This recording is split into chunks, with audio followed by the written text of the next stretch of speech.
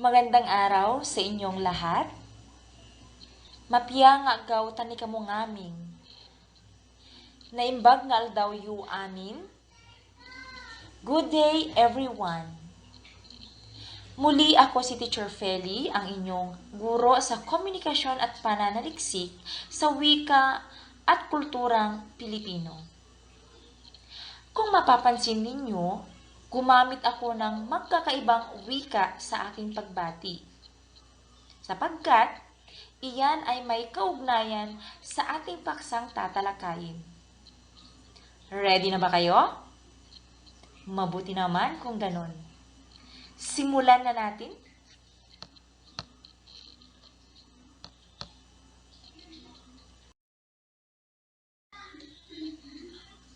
Ang ating aralin sa araw na ito ay tungkol sa homogeneous at heterogeneous na wika. Bago natin simulan ang pagtalakay, atin munang bigyang kahulugan ang wika.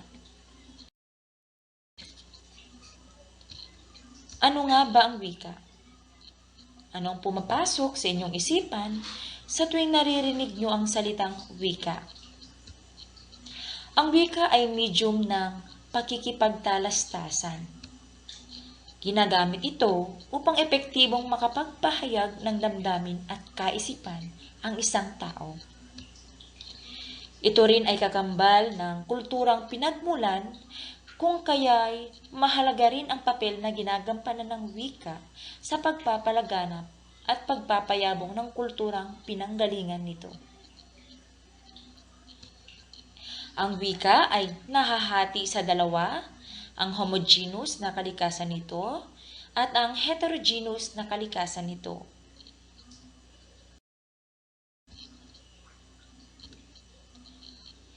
Ngayon naman, ating talakayin ang tungkol sa homogeneous na wika. Ano nga bang ibig sabihin ng homogeneous? Ang salitang homogeneous ay nanggaling sa salitang Griego na homo, na ang ibig sabihin ay pareho, at salitang genus naman na ang ibig sabihin ay uri o yari. Ang homogeneous na wika ay ang pagkakatulad ng mga salita. Bagaman magkakatulad, nag-iiba ang kahulugan dahil sa pagbibigkas at intonasyon nito. Ibig sabihin, nakabatay ito sa pagbibigkas o sa intonasyon ng isang tagapagsalita. Dahil ang bawat isa sa atin ay may isang lahi o kulturang kinalisnan na nakaiimpluwensya sa pagbibigkas at sa tono ng nagsasalita. Liwanag ba? Magpatuloy tayo. Ano naman ang ibig sabihin ng heterogeneous na wika? Ang salitang hetero nangangahulugang marami o pagkakaiba. Ang genus naman ay nangangahulugang uri o lahi. Ibig sabihin, pag pinagsama natin ito, pagkakaiba ng uri o lahi ng isang tao o ng bawat tao.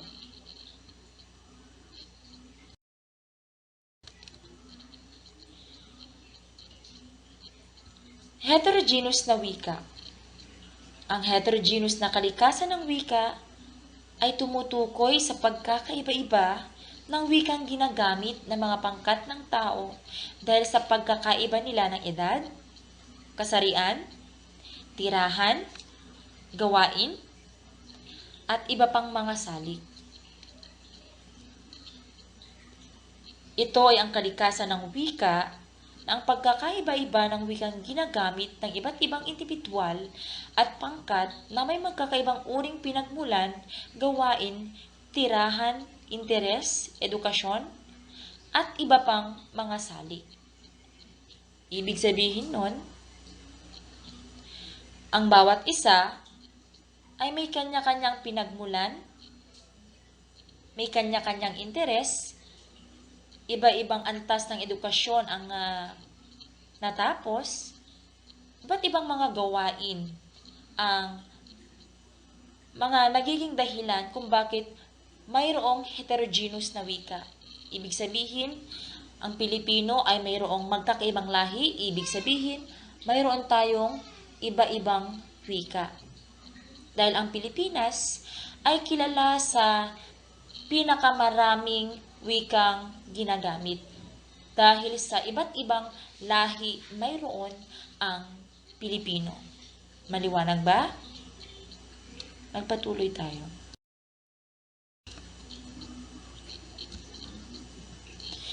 Dumako tayo sa variety ng wika. Ano bang ibig sabihin ng variety? Ibig sabihin ng variety, uri o iba-ibang uri o klase ng wika. Na may kaugnayan ito sa heterogeneous na wika. Ang ating wika ay may iba't ibang variety. Ito ay sanhi ng pagkakaiba-iba ng uri ng lipunan na ating ginagalawan. Sa heograpiya, sa antas ng edukasyon, okupasyon, edad, at kasarian maging pangkat etniko na ating kinabibilangan.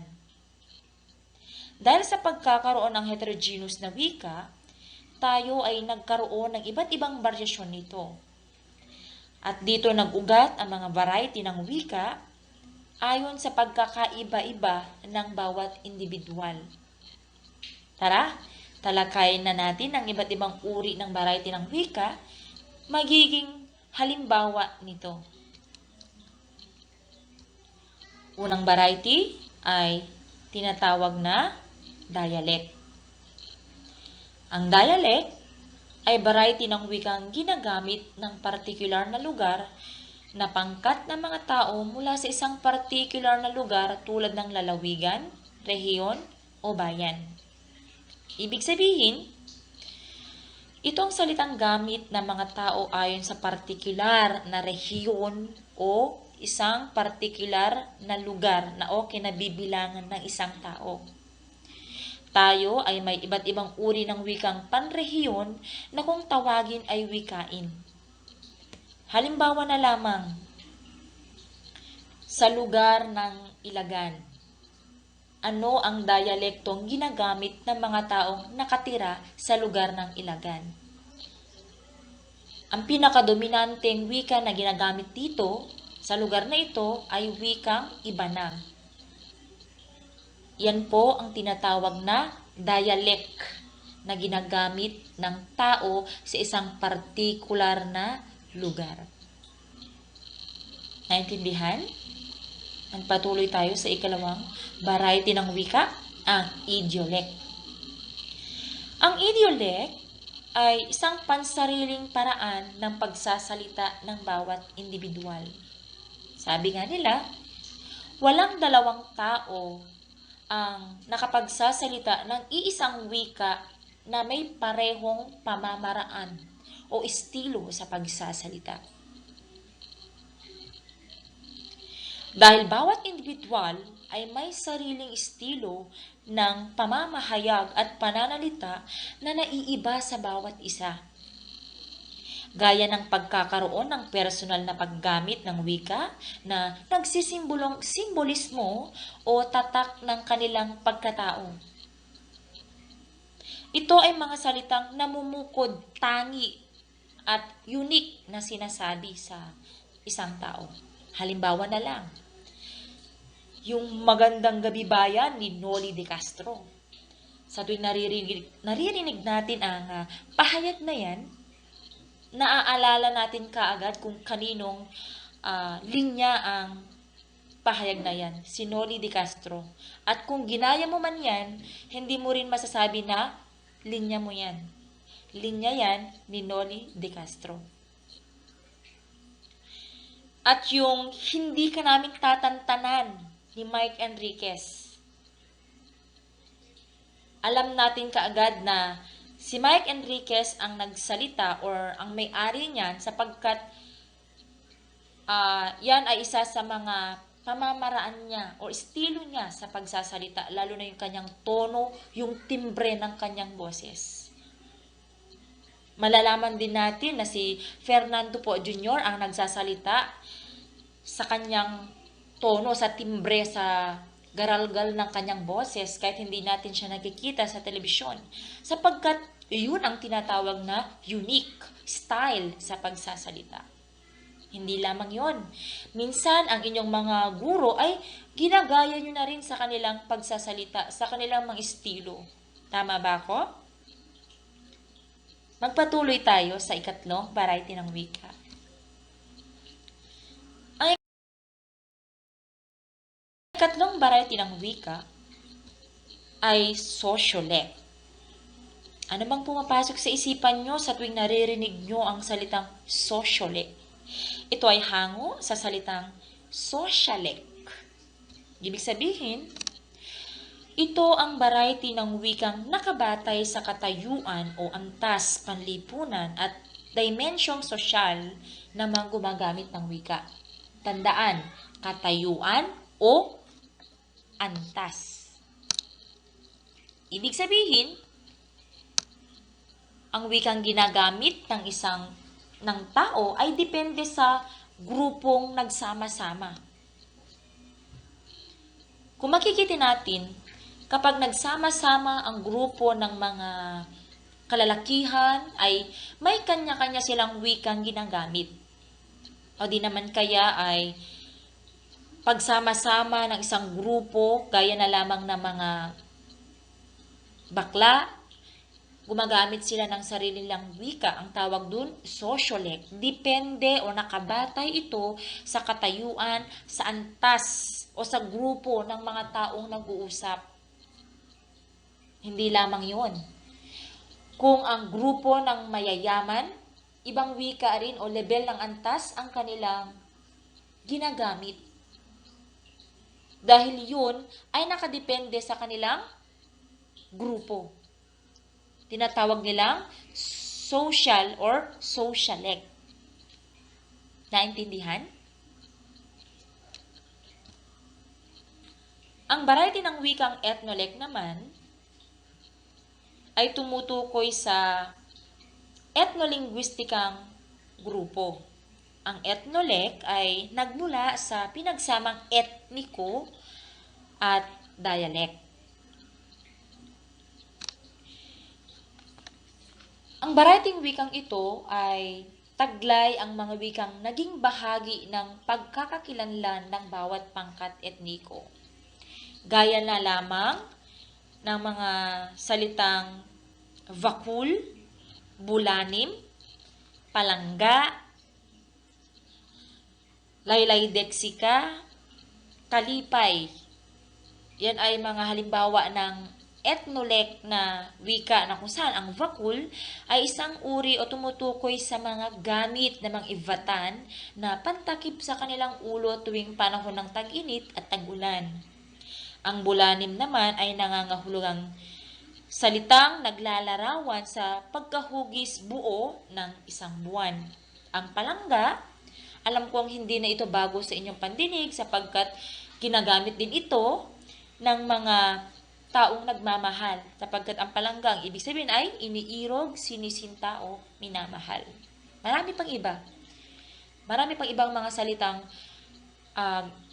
batay sa pangkat etniko na nabuo. Maliwanag? Dumako naman tayo ngayon sa variety ng wikang register. Ano ba ang register? Ang register, ito ang variety ng wika kung saan naiangkop ng isang nagsasalita ang uri ng wikang ginagamit niya sa sitwasyon o ng kausap. Ang ibig sabihin nito, magbabago ang iyong wikang gagamitin, maging ang iyong tono sa pakikipag-usap sa bata o nakababata sa iyo. Magbabago rin ang iyong pakikipag-usap o wikang gagamitin, ganun na din sa iyong tono, sa iyong kaibigan, at ganun din sa nakatatanda o sa iyong mga magulang. Ibig sabihin nito, ay nakabatay sa iyong kausap ang wikang iyong gagamitin, maging ang iyong tono. Yon ang tinatawag na register. Hindi lamang iyon. Ang register rin ay ginagamit sa isang partikular na domain o larangan.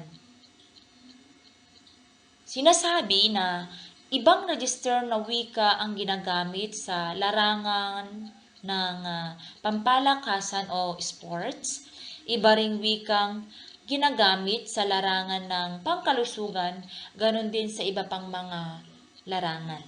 Maliwanag? Dumako naman tayo sa panghuling variety ng wika, ang Pidgin at ang Creole. Ang Pidgin ay umusbong na bagong wika o tinatawag sa Ingles na nobody's native language. Ito ay binansagang nobody's native language sapagkat ginagamit ito ng dalawang individual na nag-uusap na may dalawa ring magkaibang wika. Sila ay walang common na wikang ginagamit kung kaya't umaasa lamang sila sa mga makeshift na salita o mga tinatawag na pansamantalang wika lamang. At ang Creole.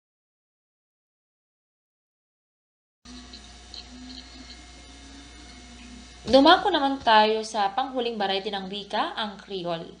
Ano bang Creole? Ang Creole ay mga variety ng wika na nade-develop dahil sa mga pinaghalo-halong salita ng individual. Mula sa magkaibang lugar hanggang sa ito ay naging pangunahing wika na ng isang lugar.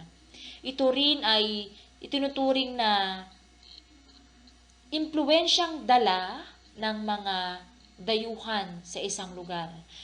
Halimbawa na lamang ang pinaghalong salita na Tagalog at Espanyol na tinatawag na Chavacano.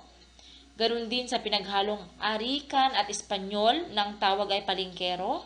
Ganoon din sa pinaghalong Portugis ng tawag ay Bunis.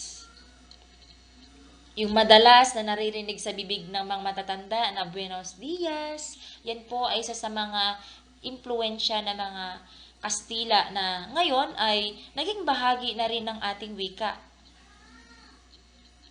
na ginagamit na natin hanggang sa kasalukuyan.